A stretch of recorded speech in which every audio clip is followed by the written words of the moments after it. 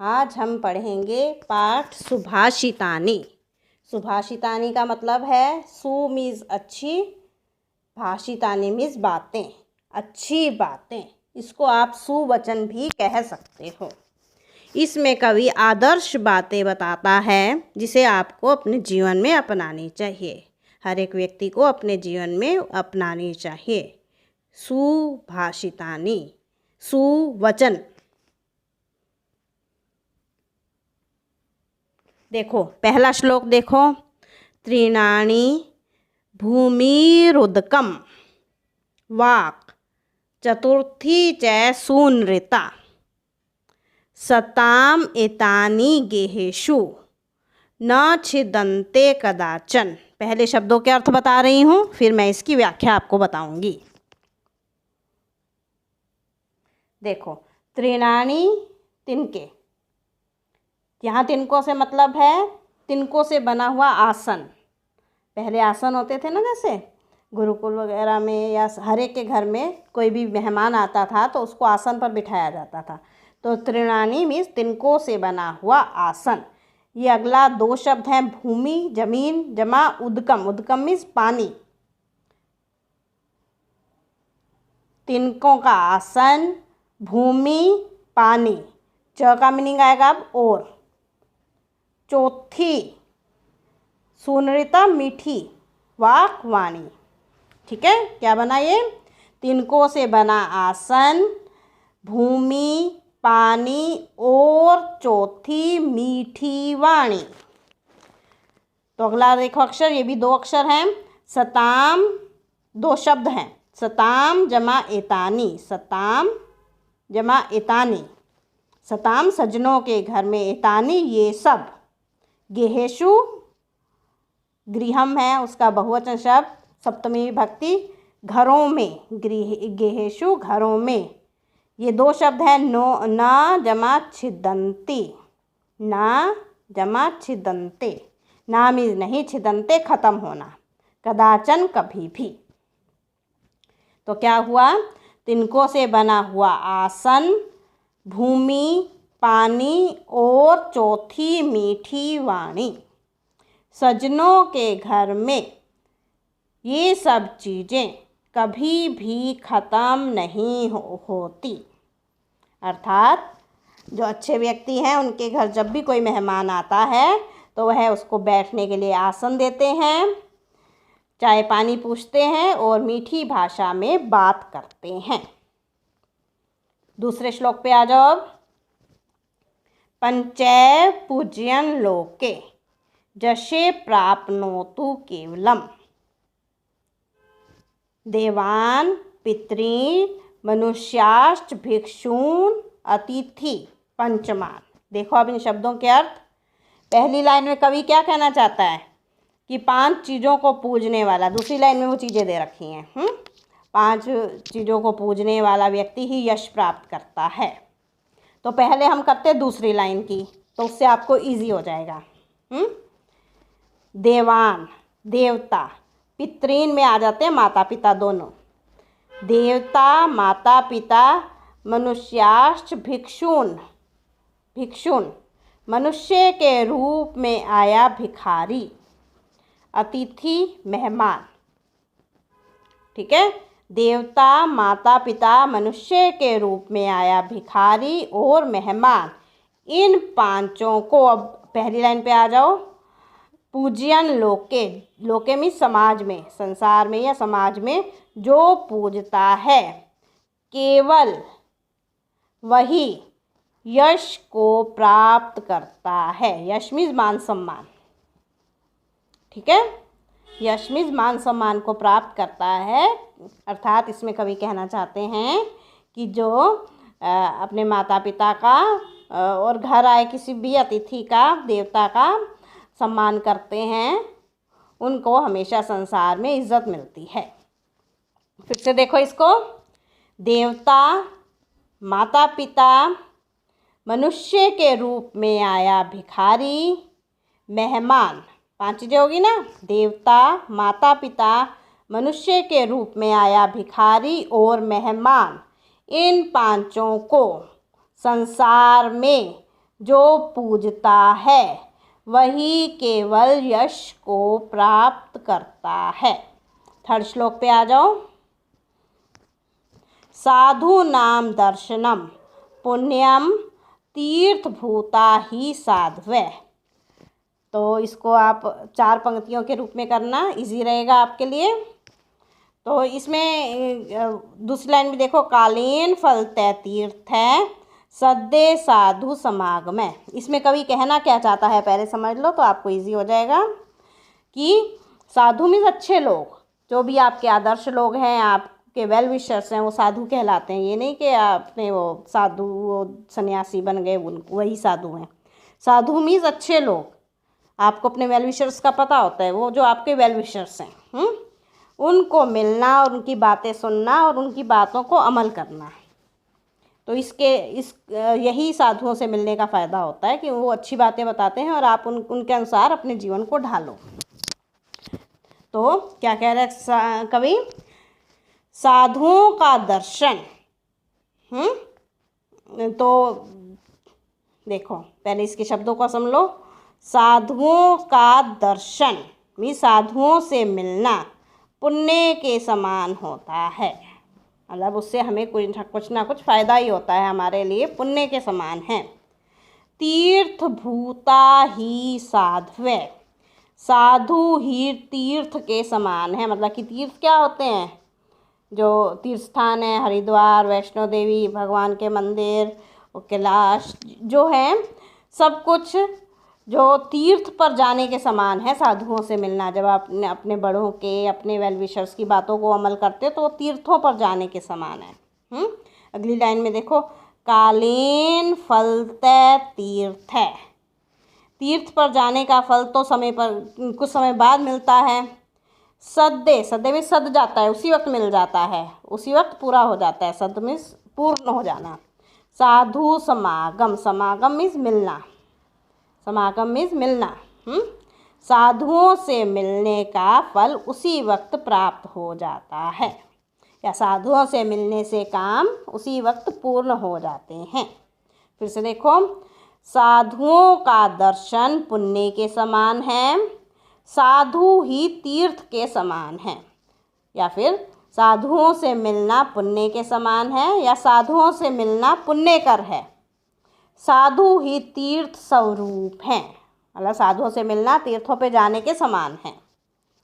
तीर्थों पर जाने का फल तो कुछ समय बाद मिलता है, लेकिन साधुओं से मिलने का फल उसी वक्त प्राप्त हो जाता है। अर्थात इसमें कवि कहना चाह रहा है कि हमेशा अच्छे लोगों की संगति में रहना चाहिए, जिससे आपकी मुश्किलें अपने आप ही हल हो जाती हैं। चौथे श्लोक पे आ जाओ। मातृवत परदारेषु परद्रवेषु लोष्टवत आत्मवत सर्वभूतेषु यह पश्यति स पंडित। तो क्या कहना चाह रहा है इसमें कवि कि मातृवत, माता की तरह, पर मीन्स पराई, दारेषु पत्नी, मातृवत माता की तरह, पर पराई, दारेषु पत्नी। दूसरे की पत्नी को, या पराई पत्नी दूसरे की पत्नी होगी, दूसरे की पत्नी को माता के समान देखता है। पर पराया, द्रवेषु धन संपत्ति, दूसरे की धन संपत्ति को लोष्टवत मिट्टी के ढेले के समान। दूसरे की पत्नी को माता के समान, दूसरे की धन संपत्ति को मिट्टी के समान समझता है। आत्मवत मतलब अपनी तरह, सर्वभूतेषु, सर्व में सब, भूतेषु मीन्स प्राणी, सभी प्राणियों को अपने समान समझ, यह पश्यति जो देखता है, स पंडित है, वह पंडित है। फिर से देखो, दूसरे की पत्नी को माता के समान, दूसरे के धन को मिट्टी के ढेले के समान, सभी प्राणियों को अपने समान, आत्मवत अपने समान, मतलब कि कोई भी काम करेगा तो सोचेगा अगर मेरे साथ ऐसा हो तो कैसा हो। अगर उसको अच्छा लगता है तो वैसा ही व्यवहार वो दूसरे के साथ करता है। तो सभी प्राणियों को अपने समान जो देखता है वह पंडित है। अर्थात इसमें कवि कहना चाह रहे हैं कि सभी प्राणियों को अपने समान समझकर अच्छा व्यवहार करना चाहिए। अब 5th श्लोक पर चलते हैं। आलस्यम ही मनुष्यानाम शरीरस्थो महारिपु। आलस्य, आलस मतलब हर एक काम को देर से करना, धीरे धीरे करना, वो आलस कहलाता है। आलस्य ही मनुष्य के शरीर में स्थित, शरीर जमा स्था, शरीर स्था में स्थित, शरीर में स्थित महारिपु, महा मीन्स बहुत बड़ा, रिपु में शत्रु। आलस्य ही मनुष्यों के शरीर में स्थित उनका सबसे बड़ा शत्रु है। हालांकि आलस्य ही मनुष्य को उन्नति नहीं करने देता, ये उसका शत्रु है। ना उद्यम समो, ये 3 शब्द है। ना जबा उद्यम जमा समो, 3 शब्द हो गए, उसकी संधि है। नहीं, उद्यम मीन्स मेहनत, मेहनत या परिश्रम। समो समान। बंधु, बंधु मीन्स भाई या मित्र, बंधु मीन्स मित्र। मेहनत के समान। ना उद्यम समो, उद्यम मीन्स मेहनत, समो मीन्स समान। ना मेहनत के समान कोई मित्र नहीं है। कृत्वा, कृत्वा मीन्स जो करता है, क्या करता है, मेहनत करता है। कृत्वाजम, जो मेहनत करता है। ना जमा अवसीदति, ये 2 शब्द हैं। अवसीदति मीन्स दुखी होना, ना मीन्स नहीं, वो कभी भी दुखी नहीं होता। इसमें कवि क्या कहना चाह रहा है कि मेहनत करने वाला ही जीवन में कामयाब है और सफलता की सीढ़ियों में ऊपर चढ़ता जाता है और हमेशा प्रसन्न रहता है। देखो अब आलसी, दोबारा से फिर से रीड कर रही हूँ, पहली लाइन से शुरू करो। आलसी मनुष्यों के शरीर में स्थित उनका सबसे बड़ा शत्रु है। जो मेहनत करता है, मेहनत के समान कोई मित्र नहीं है। मेहनत के समान कोई मित्र नहीं है। जो मेहनत करता है वह कभी भी दुखी नहीं होता। 6th पे आ जाओ। जस्से, जस्से मीन्स जिसकी। न जमा अस्ति, 2 शब्द हो गए। न जमा अस्ति नहीं है। स्वयं अपनी, प्रज्ञा बुद्धि, प्रज्ञा बुद्धि। शास्त्रम तस्य किम करोति, शास्त्र जो हमारे वेद मंत्र हैं, ऋग्वेद, सामवेद, यजुर्वेद, अथर्ववेद, महाभारत, गीता, रामायण, ये सब है हमारे शास्त्र है ना। हर एक धर्म के शास्त्र होते हैं, तो इसका मतलब है होली बुक्स। कोई भी होली बुक्स हैं जो, वो उसका क्या करेंगी। इसमें कवि क्या कहना चाह रहा है कि जो समझना ही नहीं चाहता उसको चाहे कितना भी अच्छा ज्ञान दे दो, लेकिन उसके दिमाग में कुछ नहीं जाता, क्योंकि वो समझना ही नहीं चाहता। तो इसमें कवि ने जो ना समझ व्यक्ति है, या तो उसका IQ लेवल कम है, या फिर वैसे ही समझना ही नहीं चाहता जो ऐसा व्यक्ति है, तो उसकी तुलना की है अंधे व्यक्ति से। और अंधा व्यक्ति जैसे शीशे में देख के कुछ प्राप्त नहीं कर सकता, शीशा है या दीवार है उसके लिए तो दोनों चीज़ें समान होगी ना, उसको कुछ दिखता ही नहीं जब। तो दर्पण की तुलना की है शास्त्रों से। तो जैसे कि अंधा व्यक्ति शीशे, दर्पण में शीशा, दर्पण में देखकर कुछ प्राप्त नहीं कर सकता, उसी प्रकार बुद्धिहीन व्यक्ति को शास्त्रों का ज्ञान से कोई समझ नहीं आ सकती, उसकी बुद्धि बढ़ नहीं सकती। तो देखो अब श्लोक अच्छे से।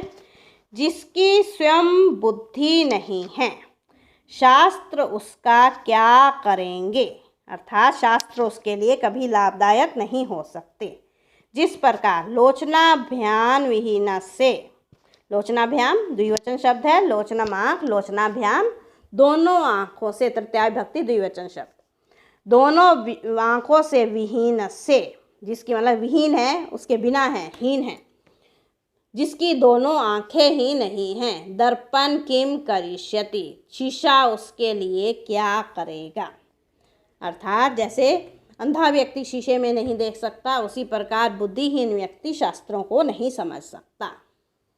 हाँ, अगला 7वें पे आ जाओ। उद्यमेन ही सिद्ध्यन्ति कार्याणि न मनोरथै। उद्यमेन मेहनत से ही, उद्यमेन ही मेहनत से ही सिद्ध्यन्ति सिद्ध होते हैं, पूर्ण होते हैं कार्यानि काम, ना मनोरथई नहीं मनोरथई इच्छाओं से। खाली इच्छा कर लो कि आप फर्स्ट आ जाओ, मेहनत नहीं करो तो ये पॉसिबल नहीं है ना। तो वही कह रहे हैं कि मेहनत करने से ही कभी सभी काम पूरे होते हैं। चाहे वो जंगल का राजा शेर हो, तो अगर वो भी मेहनत नहीं करेगा तो उसको भोजन नहीं मिलेगा। तो हर एक को मेहनत करनी पड़ती है अपनी लाइफ में सफलता प्राप्त करने के लिए। तो मेहनत से ही सभी काम सिद्ध होते हैं, केवल इच्छाएं करने से नहीं। जैसे कि सुप्तस्य सिंहस्य, सोए हुए, सुप्तस्य सोए हुए, सिंहस्य शेर के, षष्ठी विभक्ति लगी हुई है दोनों में, सोए हुए शेर के मुखे मुंह में हिरन अपने आप न प्रविशन्ति, अपने आप प्रवेश नहीं करते हैं।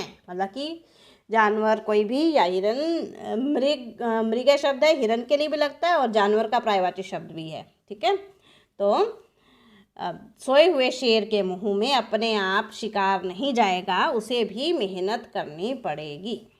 अर्थात क्या कहना चाह रहा है कवि कि सफलता प्राप्ति करने की कुंजी मेहनत ही है, उसकी चाबी मेहनत है, मेहनत के बिना कुछ प्राप्त नहीं हो सकता। फिर से देखो, मेहनत से ही कार्य सिद्ध होते हैं, केवल इच्छा से नहीं। जैसे कि सोए हुए शेर के मुंह में हिरन अपने आप प्रवेश नहीं करते, उसे भी भोजन प्राप्त करने के लिए मेहनत करनी ही पड़ती है। 8वें श्लोक पे आ जाओ। दुर्जने परिहर्तव्ये विद्या अलंकृतो अपि सन् मणिना भूषितः सर्पे किमसो ना भयंकर। पहले ये बता रही हूँ कि कवि कहना क्या चाह रहा है। तो क्या कह रहा है, बुरा व्यक्ति है, जो बुरे चरित्र का व्यक्ति है, चरित्रवान नहीं है, जो कैरेक्टरलेस है, तो ऐसे व्यक्ति को छोड़ देना चाहिए। चाहे वो गुणी भी हो, लेकिन है तो चरित्रहीन व्यक्ति, तो ऐसे व्यक्ति के साथ कभी नहीं रहना चाहिए। तो क्या कह रहा है आगे कि विद्या से अलंकृत भी है, मतलब कि विद्या भी प्राप्त कर रखी है, अच्छी पोस्ट पे भी है, अच्छा व्यक्ति माना जाता है समाज में, फिर भी अगर वो चरित्रहीन है तो उसको छोड़ दो। तो अगले लाइन में क्या बताता है, उसकी तुलना किससे किया उसने, विद्या की तुलना की है मणि से।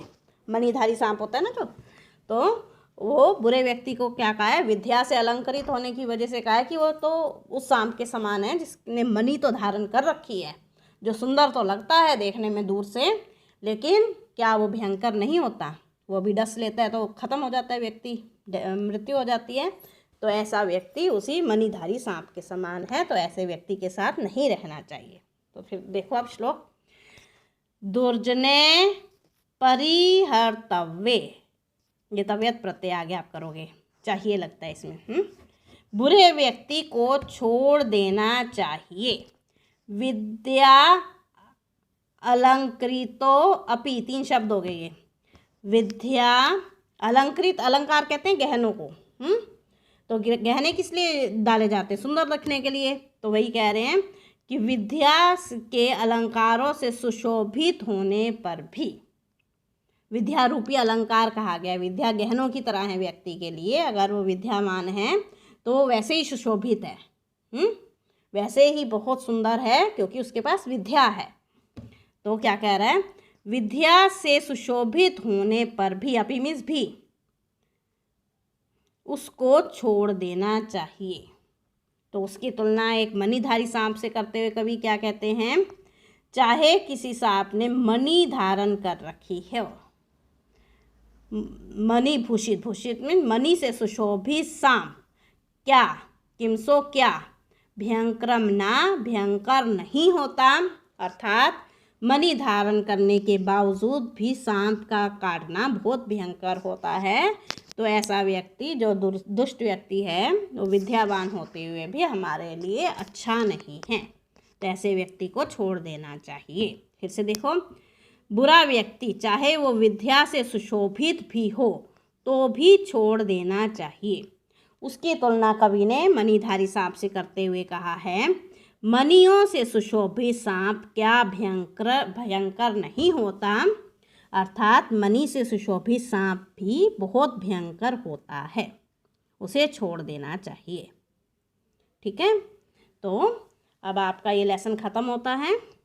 अब हम अभ्यास कार्य अगले काम में डिस्कस करेंगे, अगली वीडियो में। तो अगर आपको कुछ पूछना है तो कमेंट करके पूछ सकते हो। धन्यवाद।